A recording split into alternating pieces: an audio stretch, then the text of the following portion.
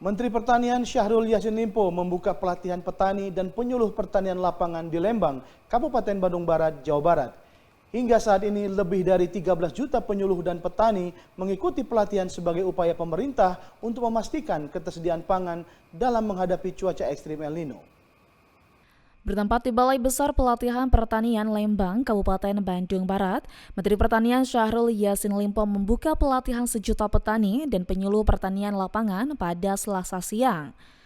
Pada pelatihan yang ke-6 ini sedikitnya sudah terhimpun 13 juta penyuluh dan petani yang mengikuti pelatihan sebagai upaya dari pemerintah untuk memastikan terutama mengantisipasi cuaca ekstrim El Nino yang diperkirakan berlangsung pada Agustus hingga Oktober 2023 nanti.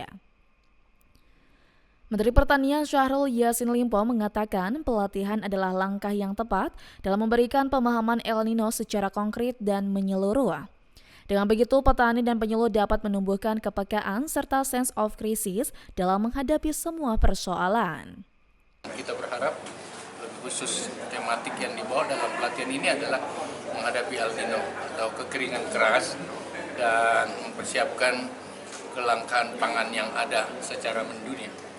Kita berharap dengan pelatihan ini ada sense of krisis dari semuanya terhadap El Nino itu dengan lebihnya kesiapan kesediaan komponen pertanian dan petani kita untuk bisa betul-betul memanfaatkan alam yang ada dan dengan pengalaman dan ilmu yang ada dengan teknologi yang ada kita berharap El Nino bisa kita lewati dengan tidak membuat kita semua jadi bersoal di hal itu. Dengan pengalaman yang ada kemarin, kekeringan bukan El Nino memang, tetapi El Nino sedang sampai ringan sampai sedang. Kemarin kita mengejar air dan ternyata hasilnya cukup baik.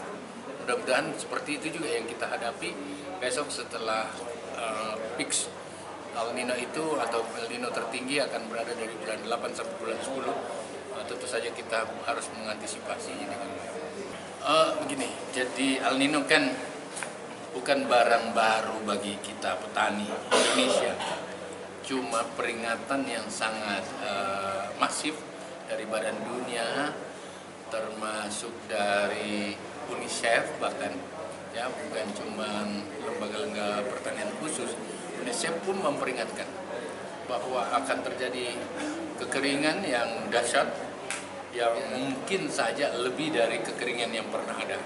Itu kan namanya warning. Kemudian 70% negara kehilangan air. Jadi negara-negara itu di dunia 70% akan kehilangan air.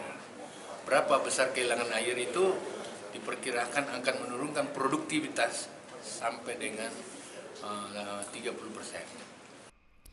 Cuaca ekstrim yang melanda dunia saat ini terbagi menjadi dua bagian. Pertama, El Nino atau fase hangat dan kedua El Nina atau fase dingin.